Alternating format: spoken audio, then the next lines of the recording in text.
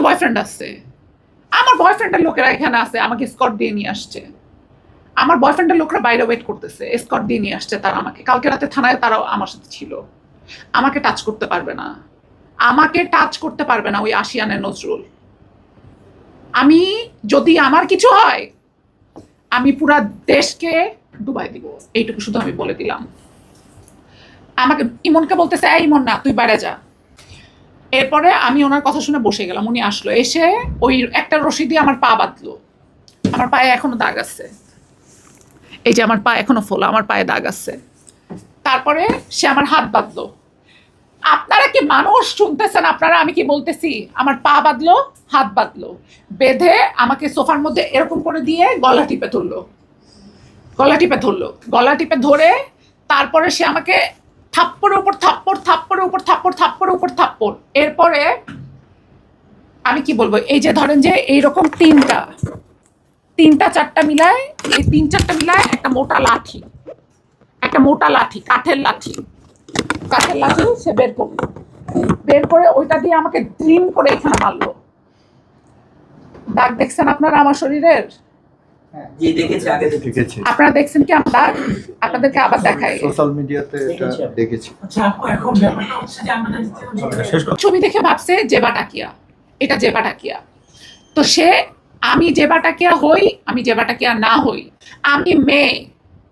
এরপরে সে যেটা করলো, ইমনকে আমি বললাম ইমন এখন কি করব? ইমন আমাকে বলতেছে, আপু আমরা তো এখানে ঢুকে পড়ছি, সব ফিঙ্গারপ্রিন্ট, বের হওয়ার কোনো উপায় নাই, ওনাকে ঠান্ডা মাথায় আমাদের এখান থেকে বের হইতে হবে।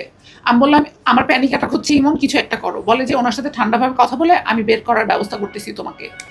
তো আমি যে বসলাম, আমি যে বসে বললাম, আমি কথা ঘুরাচ্ছি যে ভাইয়া আপনার ব্যবসা কেমন যাচ্ছে, কি যাচ্ছে, এটা সেটা কথা ঘুরাচ্ছি আমি।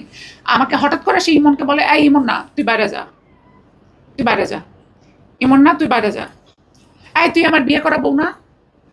আমি হচ্ছে যে কি, আমার তো, তুমি তো একটা মেয়ে, তুমি শুনো আমার কথাগুলো। ইমনকে বলতেছে, ইমন না তুই বাইরে যা। ইমন বের হয়ে গেছে। তারপরে সে দরজা লক করে দিছে, সব পুরা রুম লক, তার ফিঙ্গারপ্রিন্ট। এরপরে একটা সোফা রাখা, আমাকে বলতেছে ওই সোফায় যেয়ে বসো, আমাকে বলতেছে ওই সোফায় যেয়ে বসো, ওই সোফায় যেয়ে বস। আমি বসছি। বসার পরে সে এভাবে বসা ছিল, তো সে নিচের থেকে 2 হাত দিয়ে 2টা রশি বের করছে, যে রশি দিয়ে ফাঁসি দেয়। বের করে বলে কি না, এই রশি দিয়ে হাসিনা রাজাকারদের ফাঁসি দিছে, দেখছো সেই ফাঁসি জীবনে, এই রশি জীবনে। আমি বললাম আপনি কি আমাকে ফাঁসি দিবেন? পরে বলে যে না তোরে আদর করব। আমি বললাম যে আপনি আমার সাথে কি, আমি আপনাকে চিনি না, আপনি কে, আপনাকে আমি চিনি না, আপনি কেন এগুলো করতেছেন?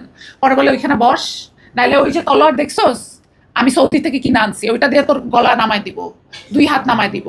আমার মাটির নিচে, আমার এখানে, আমার আশিয়ান হসপিটালের ভিতরে বহুত লাশ পুঁতা রাখছি আমি, কেউ খবরও পায় নাই, তোরে পুতলে কিছু যায় আসে না। ওই মুহূর্তে শুধু আমার মায়ের চেহারা আমার মনে আসছে, যে আমি যদি মরে যাই, আমার মা অসুস্থ, আমার বাবা অসুস্থ, আমার ভাই ছোট, কি হবে? I am the only earning person in my family, এবং আমি একটা মেয়ে।